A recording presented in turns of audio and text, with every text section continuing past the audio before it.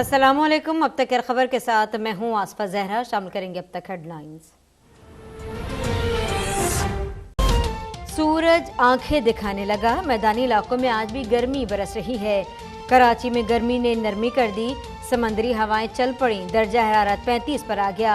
लाहौर में पारा 45 तक जाने का इम्कान, लोगों ने नहर किनारे डेरे डाल दिए।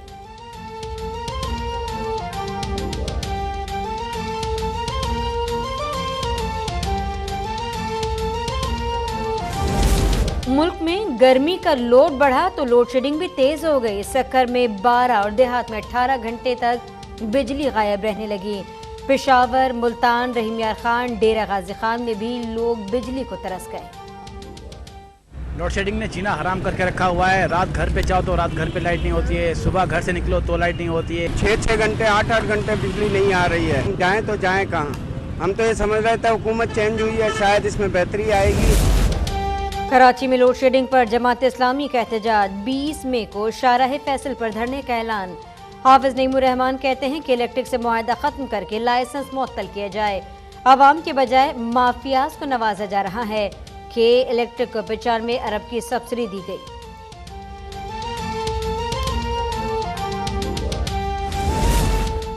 नून लीग की अवामी राब्ता मुहिम जारी, आज गुजरात के इलाके कोटला में पावर शो करेगी मरियम नवाज और वजीर आला पंजाब हमजा शहबाज खिताब करेंगे।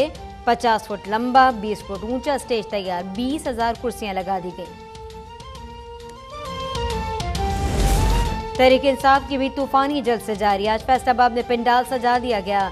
धोबी घाट ग्राउंड में तैयारियां, कारकुनान की आमद जारी। पार्टी चेयरमैन और साबिक वजीर आजम इमरान खान खिताब करेंगे।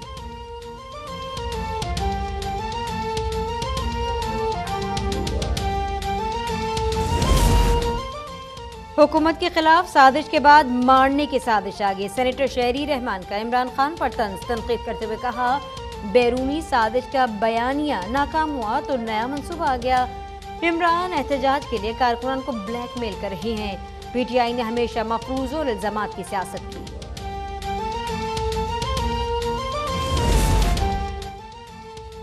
कराची धोखा नहीं खाएगा, पाक सरजमीन पार्टी आज कराची में खवातीन का जलसा करेगी। बाग़े जिना में जलसे की तैयारियां मुकम्मल, कुर्सियां लगा दी गईं, साउंड सिस्टम नस्ब। जलसे का आगाज 6 बजे होगा। चेयरमैन मुस्तफा कमाल खिताब करेंगे। वजीर खारजा और चेयरमैन पीपल्स पार्टी बिलावल भुट्टो आज कराची पहुंचेंगे। पीपल्स पार्टी भरपूर इस्तकबाल के लिए तैयार, शाहराह फैसल पर इस्तकबालिया कैंप कायम कर दिया। शुरका के लिए पानी और तिब्बी सहूलियात का इंतजाम, सिक्योरिटी सख्त।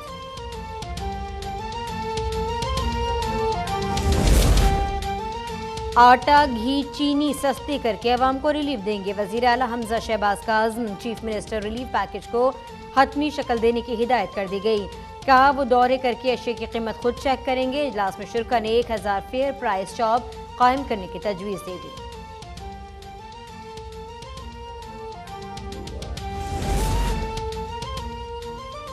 महंगाई की कड़वाहट कम नहीं होगी, चीनी किसी सूरत 70 रुपए किलो नहीं बेच सकते।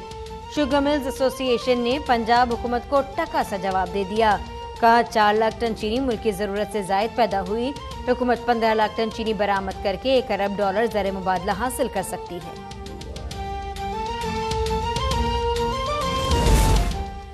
पीटीआई हुकूमत ने किसानों को उनका हक दिया, चावल, गन्ने, कपास की रिकॉर्ड पैदावार हुई।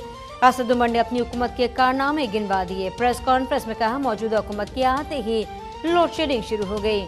ज़र मुबादला के ज़खायर 37% तक कम हो गए। श्रीलंका जैसे हालात चंद हफ्तों की दूरी पर हैं।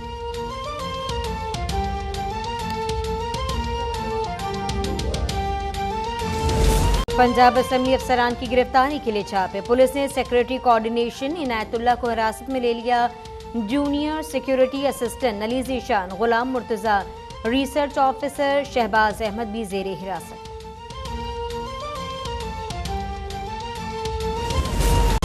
मुल्क में रवा साल पोलियो का तीसरा केस रिपोर्ट हुआ। शिमाली वस्तान से 1 साला बच्चे में वायरस की तस्दीक हो गई। वफाकी सेक्रेटरी सेहत ने कहा कि पोलियो प्रोग्राम ने जनूबी खैबर पख्तूनख्वा के 6 अजला को हसास करार दिया है।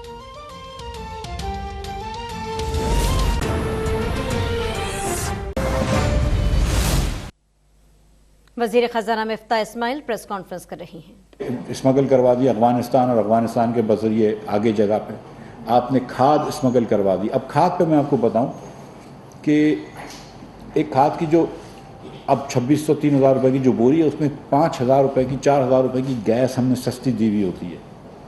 वो दुनिया भर में 8-9 हज़ार रुपये की बोरी होती है जो हम पाकिस्तान में अपने किसान को सस्ती दे रहे होते हैं। पाकिस्तान में ऐसी भी फर्टिलाइज़र कंपनियां जिनको हम 260 रुपये पर MMBTU गैस देते हैं, मिलियन क्यूबिक फुट गैस उनको million British thermal unit gas उनको हम देते हैं 260 रुपये में। हमारी ख़रीद जो है वो 3000 रुपये की है, यानी कि हुकूमत LNG ख़रीदती है 3000 रुपये पर MMBTU, हम दे रहे होते हैं 260 रुपये में भी, 800 रुपये में भी, 600 रुपये में भी खाद की कंपनियों को। वो इतनी सस्ती गैस इसलिए दे रहे होते हैं कि हमारे किसान को वो सस्ती खाद दे सकें, ना कि वो स्मगल करवा दें। तो ये स्मगल भी इनके ज़माने में हुई है, इसकी वजह से पैदावार कम हुई है। जाली पेस्टिसाइड्स आए, इसकी वजह से पैदावार कम हुई है। एक पैसे का काम नहीं हुआ सीड्स के ऊपर, ना जेनेटिकली मॉडिफाइड सीड्स के ऊपर, ना किसी कॉटन के सीड्स के ऊपर या किसी के ऊपर, एक ना राइस की कोई वैरायटी पे काम हुआ। पिछले 4 सालों में एक पैसे का काम नहीं हुआ। तो ये एग्रीकल्चर की इनकी कहानी थी। मैं एक एक करके आऊँगा, आपकी इंडस्ट्री की भी बात करूँगा, सर्विसेज की भी बात करूँगा। मैं एग्रीकल्चर से शुरू कर रहा हूँ क्योंकि लोएस्ट हैंगिंग फ्रूट पाकिस्तान में एग्रीकल्चर है। अगर हम ज़राअत को ठीक नहीं कर सकते तो पाकिस्तान आगे नहीं बढ़ सकता, मैं आपको यकीन दिला रहा हूँ।